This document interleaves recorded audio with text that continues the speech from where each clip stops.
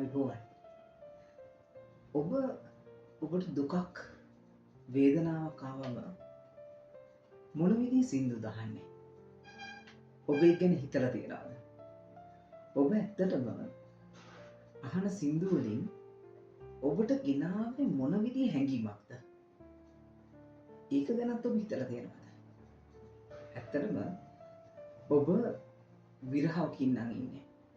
ඔබේ රිලේෂන්ෂිප් එක break up වෙලා නම්, එහෙම නැත්නම් ඔබේ සහකරුවා හෝ සහකාරිය වෙනස් වෙලා නම්, ඔබට මේ දුකත් එක්ක සමහරක් වෙලාවට මතක් වෙන සින්දු තියෙන්න පුළුවන්. ඒ සින්දුත් එක්ක අපි එකට යා වෙනවා, එකට හා වෙනවා. ඒක ඇතුලේ අපි ගොඩාක් ගැඹුරට යනවා. හැබැයි මේක ඔබේ මනසට බලපාන්නේ කොහොමද? ඒක හොඳ දෙයක්ද? ඇත්තට මේක හොඳ දෙයක් නන් නෙවෙයි. ඒකට හේතුව තමයි අද ලෝකේ සංගීත චිකිත්සනය කියලා දෙයක් තියෙනවා. ඒක යම් තාක් මට්ටමකට ලංකාව තුලත් තියෙනවා. නමුත් ගොඩාක් අය හිතාගෙන ඉන්නේ මේ සංගීත චිකිත්සනය කියලා සින්දු අහන එක. ඇත්තටම සින්දු අහන එක සංගීත චිකිත්සනයේ සරලම කොටසක් වුණාට මේ සංගීත චිකිත්සනය නෙවෙයි. අපි සින්දුවක් අහලා රස විඳින එක රස වින්දනයක්. හැබැයි සංගීත චිකිත්සනය ඊට වඩා එහාට ගියපු දෙයක්. ඒක නිසා ඔබ මතක තියාගන්න, මනෝවිද්‍යාඥයන් ප්‍රකාශ කරන ආකාරයට ඔබ දුකක් කරදරයක් තියෙනකොට සමහරක් වෙලාවට ඔබේ අත්දැකීමට සරිලන විදිහේ සින්දු ඔබ අහනකොට ඔබ තව තවත් දුකට ගෙනියනවා මිසක් ඔබ වෙතනින් උදව ගන්නේ නැහැ. ඒක නිසා මතක තියාගන්න, ඔබට දුකක් ආවම ඔබේ අත්දැකීමට සමාන ටිකක් ඔබට ගොඩාක් දැනෙන, ඔබව ඒ ගීතයට සමවද්දන යම් යම් පදපේලි තියෙන්න පුළුවන්. හැබැයි එතනින් කවදාවත් ඔබේ දුක තව තවත් ගැඹුරට අරන් යනවා මිසක් ඔබට ඒ ගීත ඇතුලේ සහනයක් ලබා ගන්න බැරි වෙයි.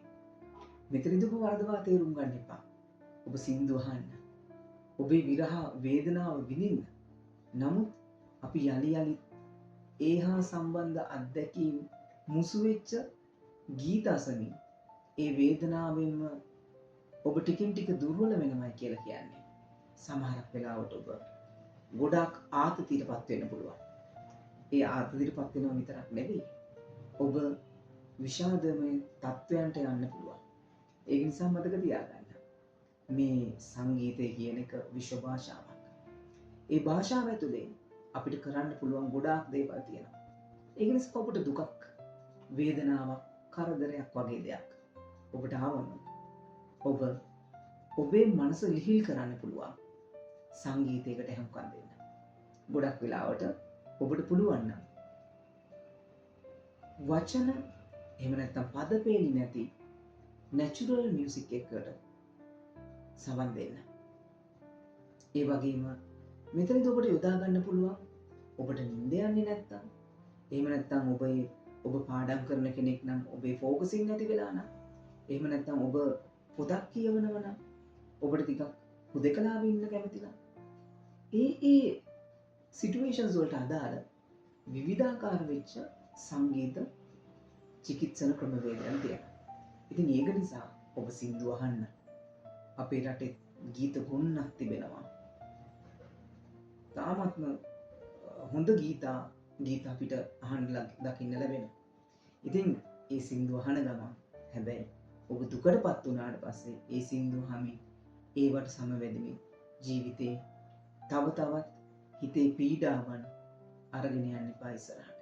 ඒක නිසා සංගීත චිකිත්සනය Tamanගේ මානසික සෞඛ්‍ය සඳහා ඉතාමත්ම ඵලදායී විදිහට යොදා ගන්න. බොහොම ස්තුතියි.